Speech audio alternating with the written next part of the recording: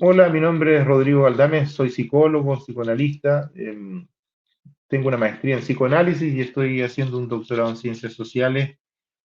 Hoy vamos a hablar acerca de la importancia de la salud mental.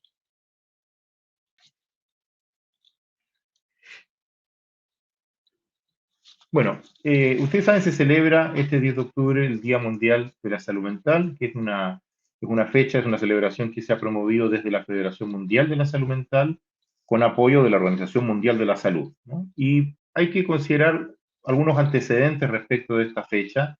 El primero es que en 1948 se crea la Organización Mundial de la Salud y desde su creación considera el área o la sección de salud mental dentro de su ámbito. Además, en 1950 le pide a un comité de expertos, conforme un comité de expertos, para que puedan generar una primera definición de lo que se entendería por salud mental. Y esta celebración del 10 de octubre, que se ha hecho mucho más conocida en los últimos años, ha empezado a realizarse desde el año 1994.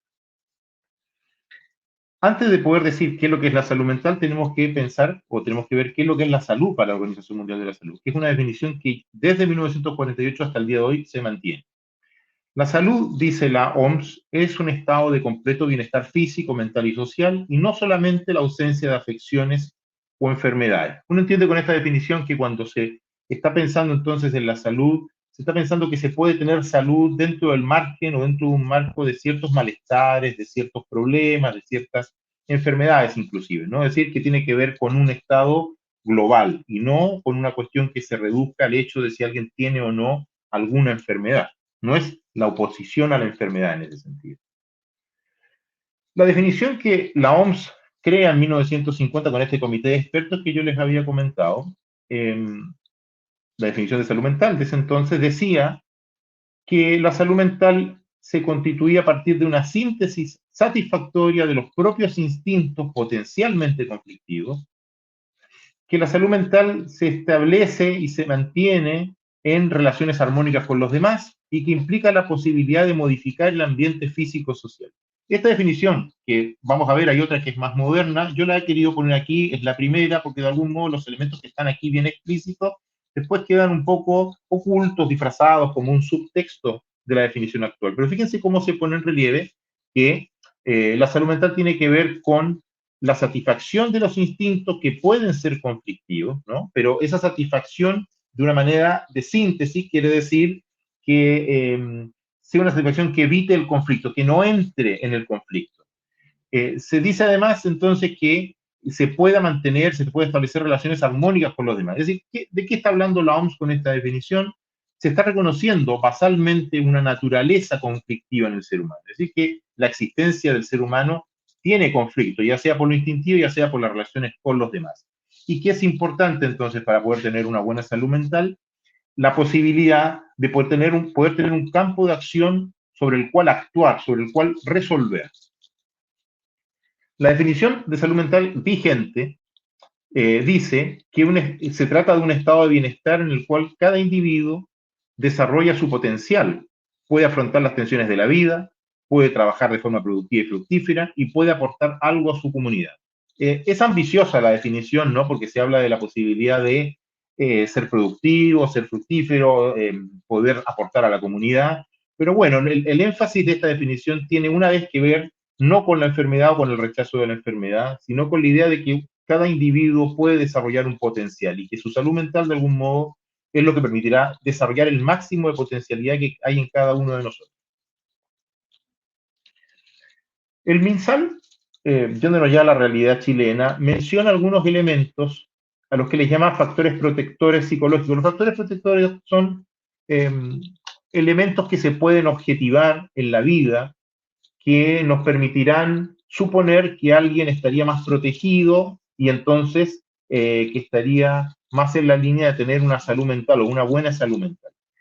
Es una lista bastante grande, yo no he querido poner acá la lista grande, sino seleccionar algunos elementos. Si ustedes se fijan, tienen algunos que ver con cuestiones históricas que están más allá de las decisiones que el propio individuo puede tomar, como por ejemplo haber tenido el comportamiento materno o un buen comportamiento materno desde el embarazo, eso implica la madre de cada uno, Un apego positivo y una vinculación temprana implica a los padres que hemos tenido cada uno de nosotros o quienes han asumido esa función. No siempre han sido padres, han sido a veces tíos, abuelos, etcétera, que nos hayan estimulado cognitivamente desde muy temprano en la vida. Los que son padres también conocen el otro lado de esta cuestión, ¿no? Es decir, estimular tempranamente la vida de un niño, de una niña, tener sentimientos de seguridad o vivir con sentimientos de seguridad, tener la posibilidad de interactuar interpersonalmente de manera positiva y tener cierta autonomía en la vida, ¿no? Estos son elementos que hay que destacar en lo que tiene que ver con cómo se puede proteger psicológicamente el individuo y cómo está más en la línea de poder desarrollar una buena salud mental. Pero también hay factores que son sociales, es decir, los factores protectores no son solo psicológicos. En realidad lo que hablábamos recién también tienen un componente social, pero estos son más decididamente sociales, como son la participación social, la responsabilidad social y la tolerancia, el empoderamiento y sentido de apropiación y responsabilidad social en la comunidad, es decir, que en la medida en que nosotros nos empoderamos, nos sentimos apropiados, responsables socialmente en el espacio comunitario en el que habitamos, estamos más sanos en términos de la salud mental.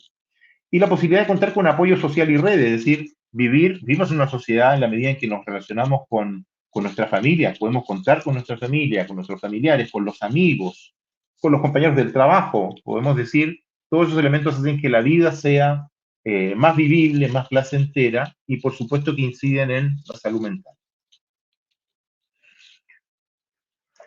Bueno, en Chile, según la encuesta nacional de calidad de vida, pongo la encuesta nacional de calidad de vida aquí porque de algún modo, como ustedes van viendo, la salud tiene bastante que ver con la calidad de vida. Bueno, según esta encuesta, que la cita el MinSal en un informe del 2017, el 64% de la gente en Chile dice estar bien o muy bien a nivel de su bienestar emocional. El 81% dice estar bien o muy bien en su vida en pareja, el 83% bien o muy bien en su vida familiar y un 73% bien o muy bien con la vida en general. Son cifras que no son malas en general, pero van dando cuenta de que justamente el resto de la torta eh, son personas que no se sienten en general en un buen estado, ¿no? Que no están necesariamente bien o muy bien con su familia, con su pareja, ¿no? Estamos hablando por lo menos de alrededor de un 20% de la población, que es una cifra bastante importante. Veamos algunas cifras que nos van a permitir complementar una visión respecto de lo que sería la salud mental en nuestro país. Un 17,2% de las personas, según una encuesta nacional que se hizo por allá por el año 2009-2010, o en realidad consideró datos de ambos años, decía que un 17,2% presentaba sintomatología depresiva. Un 5% de la población, dice además la Organización Mundial de la Salud en un informe del 2017, tendría depresión, pero además un 6,5% tendría ansiedad.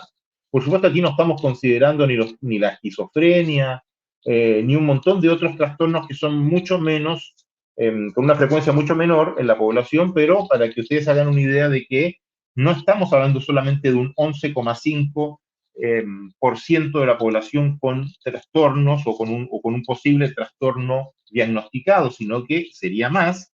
Y además tenemos un grupo de personas o un volumen de nuestra población que presenta sintomatología que aunque no dé para un diagnóstico clínico de depresión, por ejemplo, sí nos permite ver que hay un grado de malestar que es importante, ¿no? Es decir, que tiene presencia importante en el día a día. Otra cifra que aporta el MinSal es que se presume que un 31,5% de la población ha tenido en algún momento de su vida un trastorno de salud mental. Es decir, un tercio de la población prácticamente. Otras cifras. En relación con los niños y los adolescentes, también el MinSal nos dice que 4 de cada 10 niños o adolescentes presenta problemas de salud mental. Cuando hablamos de problemas ya no estamos hablando solo de trastornos, sino ampliando el espectro más allá del diagnóstico clínico psiquiátrico.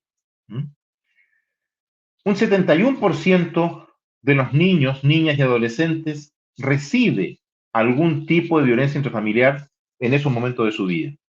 que un 23,6% de los chilenos se sospecha tiene problemas de salud mental. Bueno, además tenemos que estos indicadores se presume que han empeorado con la pandemia. Yo no he puesto datos de aquí de la pandemia porque son muy incipientes todavía, pero los datos van apuntando en esa línea, ¿no? Las investigaciones apuntan en esa línea, y es que los problemas de salud mental han incrementado. Quienes nos dedicamos al trabajo en salud mental también vimos cómo las peticiones, las solicitudes nos han demandado mucho más que antes de la pandemia, ¿no? O sea que el malestar se ha incrementado, evidentemente. Bueno, hasta aquí hemos visto algunas referencias que tienen que ver con la Organización Mundial de la Salud, con el MinSal, etcétera. Podemos tomar también la perspectiva de Sigmund Freud, que fue un médico, un neurólogo austriaco, vienés, que es reconocido por ser el padre, el fundador del psicoanálisis. Y Freud, de sus textos se puede inferir una definición de la salud mental, que tiene que ver con tres elementos. Tiene que ver con la capacidad de gozar o de disfrutar, con la capacidad de amar y con la capacidad de trabajar. Hay un informe internacional que hizo una encuesta a más de 50.000 trabajadores en distintos lugares del mundo, entre esos personas que trabajan y viven en Chile. Y en el caso chileno, lo que se pone en relieve es que un 67% se declara satisfecho con su empleo. Es decir, 2/3 de la población está conforme, satisfecha con el trabajo que tiene, y 1/3 de la población no está conforme ni satisfecha con el trabajo que tiene. Eso no solo tiene que ver con el salario, tiene que ver también con otros elementos, porque la mayoría de la gente declara en esta misma encuesta que se desarrolló que la satisfacción en el trabajo tiene bastante que ver con otros elementos, es decir, con la valoración que se tiene, el reconocimiento, el clima laboral, las relaciones interpersonales con los compañeros, etc. Respecto a la salud mental en el trabajo, algunas cifras interesantes o algunos datos interesantes, que es que desde el 2008 los problemas de salud mental constituyen la primera causa de licencias médicas en nuestro país. Además, que en respecto de las licencias médicas que se entregan durante un año, el 27% de los días totales de ausentismo que se explican por licencia médica, entonces, perdón, el 27% de los días totales de ausentismo por licencia médica se explican por licencias médicas que tienen que ver con problemas de salud mental. Hay una ley que es la 16.744 que habla de las enfermedades profesionales. Bueno, respecto de esas enfermedades profesionales declaradas por esta ley, eh, se sabe entonces que los trabajadores contratados en Chile que presentan enfermedades mentales asociadas al trabajo ocupan justamente el primer lugar de las enfermedades profesionales declaradas por esta ley. Tratemos de ir un poco más allá o correr un poco los bordes respecto de lo que son los trastornos. ¿Sí? No solo pensemos la salud mental en términos de enfermedades o de lo que se podría pensar son enfermedades como la depresión o la ansiedad. No necesariamente estamos hablando de enfermedades. Estamos hablando de problemas de algún modo, ¿no? Y respecto de los problemas de salud mental que podrían tener que ver con el malestar, con el sufrimiento que tiene una persona, lo que todo el mundo se pregunta es cuándo uno debería consultar, cuándo uno debería ir a un especialista por los problemas que tiene en el ámbito de la salud. Yo aquí me voy a referir a cuatro formas, a cuatro tipos bueno, de síntomas, podemos decir en general, en realidad son cuatro formas de sufrir en el ámbito psicológico de la salud mental. El primero de ellos son las inhibiciones. Las inhibiciones tienen que ver con una disminución de la capacidad que tiene un individuo para poder ser creativo, por ejemplo, para poder ser productivo, para disfrutar de las cosas. Es decir, nos sabemos inhibidos cuando le hemos perdido el gusto a algo, cuando, por ejemplo, nuestro deseo, nuestro apetito sexual lo percibimos disminuido, cuando tenemos cierto talento, por ejemplo, si somos un poco artistas y de pronto estamos sin mucha capacidad de desarrollar nuestro arte, cuando le hemos perdido el gusto a ciertas prácticas que antes nos que antes disfrutábamos, no sé, como puede ser, por ejemplo, la práctica de algún deporte, ir al gimnasio, participar de grupos de canto, eh, ¿no? Es decir, la inhibición tiene que ver cuando nosotros nos damos cuenta de las inhibiciones cuando vemos que hemos perdido algo de esta capacidad, cuando está disminuida cierta capacidad, incluso a veces para comprender cosas, nos sentimos a veces más lentos, menos activos intelectualmente. ¿Mm? Por cierto que hay inhibiciones que están a lo largo de toda la vida y entonces uno no se puede reconocer como que eso empezó a suceder en algún momento de la vida, ¿no? Porque han estado siempre ahí. Hay personas, por ejemplo, que se sienten inhibidos respecto del deseo sexual, pero no es que eso lo haya empezado en algún momento, sino que toda la vida se han sentido así. Bueno, ahí uno puede tener un poco el parámetro de lo que se esperaría respecto de eso en el entorno, ¿no? Se entendería que uno disfrute de las cosas que se disfrutan en la vida, entre ellas es muy importante, por cierto, la sexualidad. También están las angustias. Cuando hablamos de angustias, estamos pensando en que de partida la vida tiene cosas que nos traen angustia. Vivir es enfrentar de algún modo situaciones que nos van a conducir hacia estados angustiosos. Si tenemos un familiar que está enfermo, si tenemos un conflicto en el trabajo, que es importante, si pensamos que está en riesgo nuestro contrato laboral, por ejemplo, si hemos cometido un error, una falta y estamos preocupados porque eso puede traer consecuencias.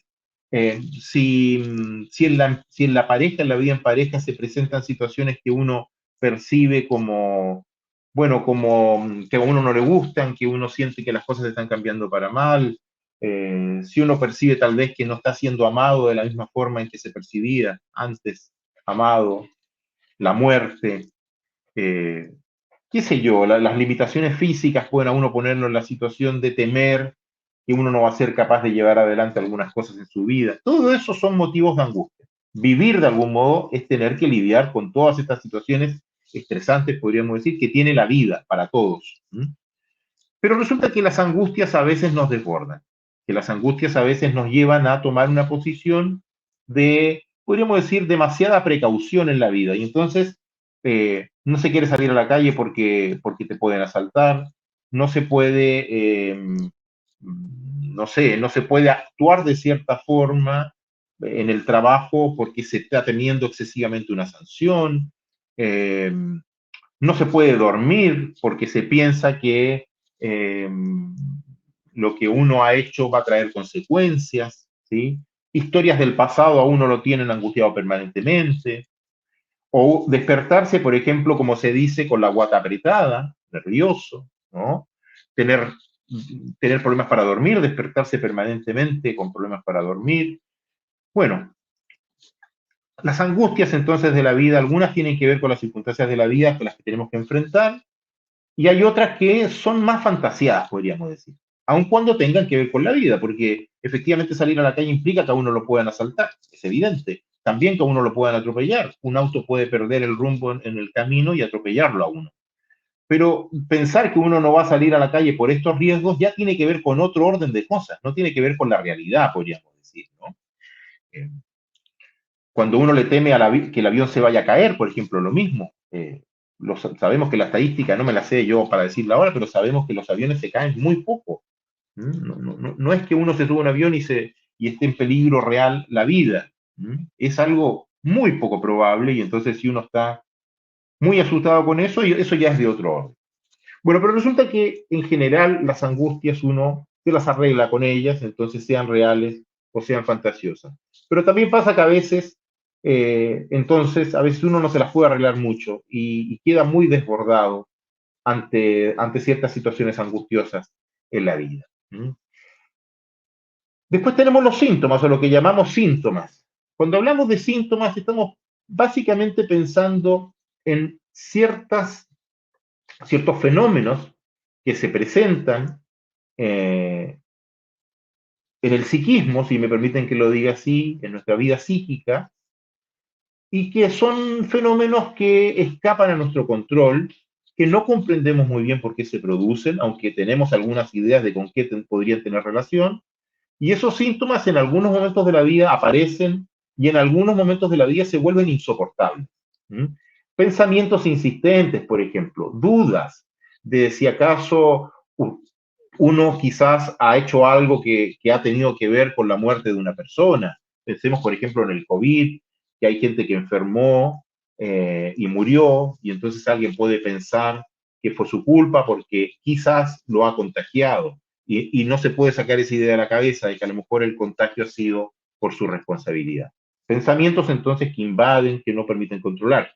En un grado un poquito más severo podemos pensar gente que no puede lidiar con pensamientos que irrumpen en su cabeza, como puede ser que, que su hijo se va a morir, que está enfermo, gente que está permanentemente preocupada de si tiene un granito en alguna parte del cuerpo, que eso puede ser un tumor, que si está tosiendo, que puede tener un cáncer al pulmón, en fin, ¿no? Es decir, que hay síntomas que tienen que ver con estos fenómenos que se nos presentan, como son pensamientos, como son también malestares en el cuerpo, ¿no? Gente que de pronto le duele la cabeza y no puede sostenerse con ese dolor de cabeza, que va al médico, el médico lo atiende y el médico después de hacer una serie de exámenes dice esto es tensional, vaya al psicólogo, o le receta algún ansiolítico o algún otro medicamento para que lidie con las crisis, pero le da a entender de algún modo que no hay nada físico, corporal, sino que se trata de un malestar en el cuerpo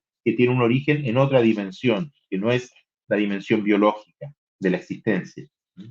Síntomas que se presentan en la vida sexual, como puede ser justamente que alguien tiene, no sé, las mujeres, por ejemplo, a veces presentan problemas genitales en su sexualidad, que viven el sexo con dolor, o un hombre puede tener una disfunción eréctil, ¿no? O puede padecer de eyaculación precoz. Es decir, hay una serie de fenómenos sintomáticos que están ahí que el sujeto no se logra explicar del todo. Y aunque no se logra explicar del todo y le generen malestar, las más de las veces se convive con eso, ¿sí? Se lo soporta, se lo tolera y no se hace mucho al respecto. ¿Mm? Una cuarta forma de padecer, que en nuestra época se ha vuelto de mayor prevalencia, ¿no? Es decir, que es más predominante, es lo que podemos llamar las impulsiones. ¿Qué son las impulsiones? Las impulsiones tienen que ver con el consumo de sustancias como el alcohol, las drogas, eh, la comida también, donde la referencia para poder pesquisar si estamos ante una impulsión es la referencia al exceso. Cuando yo digo exceso no estoy diciendo eh, exceso respecto de una medida estándar, es decir, que si yo bebo, por ejemplo, 3 cervezas y me relaciono con personas que 3 cervezas en el día, al finalizar el día me tomo 3 cervezas. No se trata de que si yo conozco gente que bebe 5, entonces no estoy tomando tanto, o que si me tomo una y los demás no toman, que yo estoy tomando mucho. No, el exceso en el sentido de algo que desbordaría lo que es el placer. Las impulsiones uno tendería a pensar que tienen que ver con el placer. Efectivamente, tomarse una cerveza o una copa de vino en la cena puede ser placentero. Sabemos que el alcohol produce sensaciones placenteras, ¿no?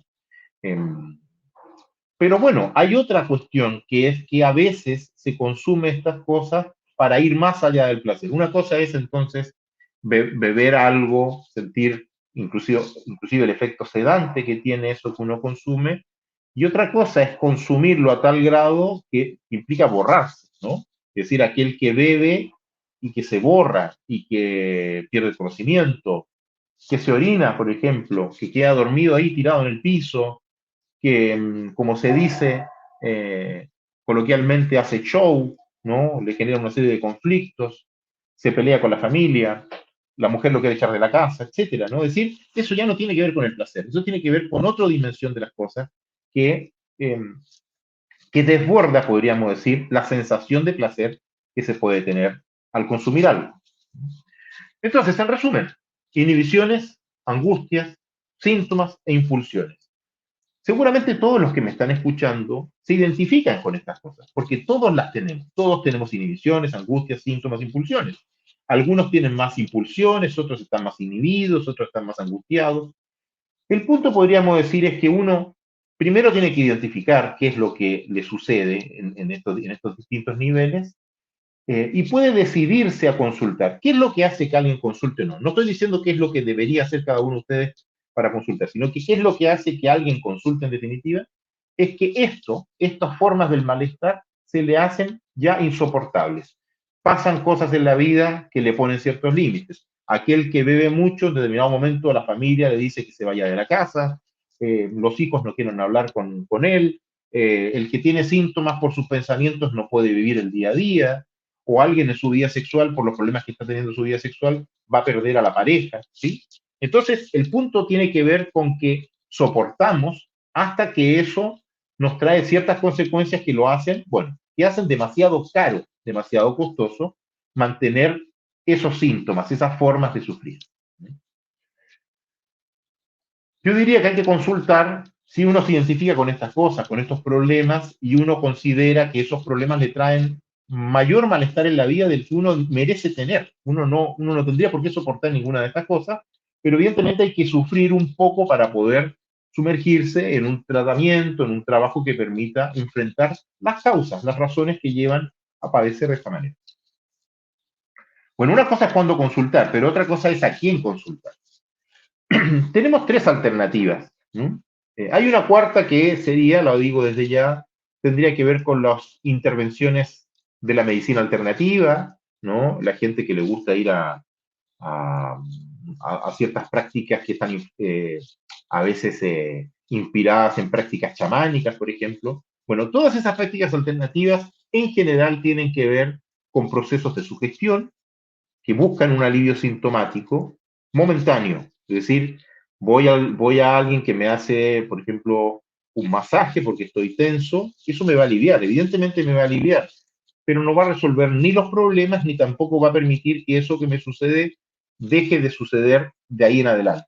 ¿No? Es una medida que funciona, pero hay que entender que tiene un alcance que es corto, que es pequeño y que no es duradero. Bueno, dicho esto, que era la cuarta vía, tenemos tres vías profesionales habituales para intervenir, que son a quien uno tendría o podría consultar en la medida que lo considere necesario. Tenemos a los psicoterapeutas, que habitualmente son psicólogos, los psiquiatras a veces también se forman en psicoterapia, pero en general se trata de psicólogos. Las psicoterapias hay de distintos enfoques, de distintas teorías, muchísimas, no voy a decir ni siquiera una o dos, porque son muchísimas, pero en general, el trabajo que hacen los psicoterapeutas está orientado desde sus distintas perspectivas teóricas a propiciar el alivio del paciente, es decir, que el paciente se alivie respecto de lo que le sucede. Habitualmente es por el medio de la palabra, a veces con algunos ejercicios corporales o algunos juegos, algunos ejercicios que tienen que ver con imaginar cosas, ¿no?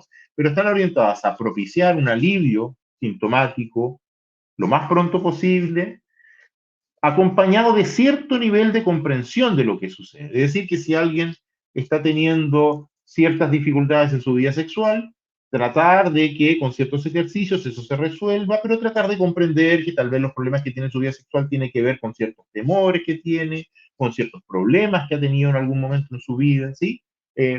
Y entonces, además, darle al paciente o generar en el trabajo que se tiene con el paciente ciertas herramientas que le permitan resolver esos problemas que tiene y que lo han llevado a consultar. Es una atención que las más de las veces es breve en el tiempo, es acotada y que tiene un alcance también en cierta medida limitado. Puede significar resolver el problema, resolverlo por un tiempo o por mucho tiempo, eso nunca se sabe bien, pero como está tan enfocada en la situación específica por la cual se consulta, bueno, se pierde de vista o no se toma en cuenta las conexiones que tiene eso con otras dimensiones de la vida del sujeto, a las cuales el sujeto no está prestando tanta atención en el momento de consulta. Después tenemos al psicoanalista, que incluye la dimensión inconsciente del ser humano. ¿No? En las psicoterapias no está incluida la dimensión inconsciente. Incluir la dimensión inconsciente quiere decir, por un lado, que se trabaja con las fantasías que subyacen al entendimiento de la realidad que tiene el individuo. Es decir, que cuando nosotros, por ejemplo, en el trabajo tenemos ciertos conflictos que se nos repiten, o cuando tenemos a alguien que es más o menos problemático, ¿no? Todas esas situaciones en la vida tienen que ver con las fantasías que se tienen respecto del mundo, de la realidad. Y son fantasías que en alguna medida tienen un grado de conciencia, pero tienen un núcleo que es inconsciente. Al punto que el sujeto no reconoce que son fantasías, piensa que la realidad es de esa manera. Eh, En el psicoanálisis entonces se trabaja con lo inconsciente, se trabaja con esas fantasías, se trabaja con la historia personal, es decir, lo que viene desde los recuerdos de la infancia, de la adolescencia, de la adultez, lo que viene también con la historia que hemos heredado de nuestros padres, de nuestros abuelos, porque ustedes podrán ver que de pronto uno sufre de algo y sabe que el padre, la madre o un abuelo ha sufrido lo mismo. Esto no tiene que ver con la idea de herencia en el sentido genético, sino que herencia en el sentido de que se nos transmiten cosas, ¿no? Nuestros padres nos transmiten cosas, nosotros transmitimos cosas a nuestros hijos. No hay remedio, es así, ¿no? Es un encadenamiento generacional o transgeneracional con lo cual hay que lidiar, pero bueno, que es constitutivo de ese lazo que establecemos en un linaje, en una familia. Y también se trabaja en el psicoanálisis con las coordenadas propias que se articulan en el sufrimiento. ¿Qué quiere decir esto? Porque cuando sufrimos, de lo que sea que suframos, hay cosas que son propias de uno que están en juego ahí.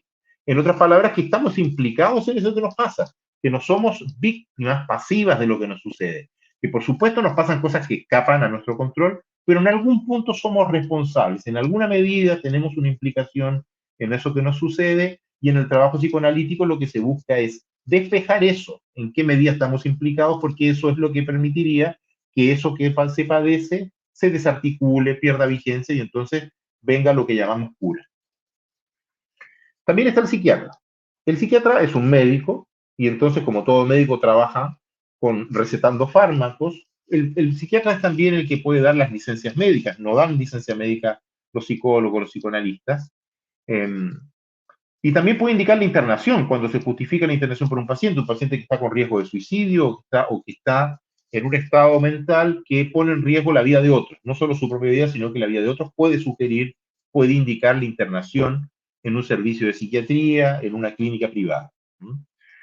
En general, la ida al psiquiatra, el tratamiento que hace el psiquiatra centrado en los fármacos, nos permite entender o comprender que su principal utilidad tiene que ver, primero, cuando el malestar limita excesivamente la vida del sujeto. Es decir, cuando se está sufriendo a tal nivel que ni siquiera se puede vivir, no se pueden hacer muchas cosas en la vida, se está encerrado en la pieza, por ejemplo.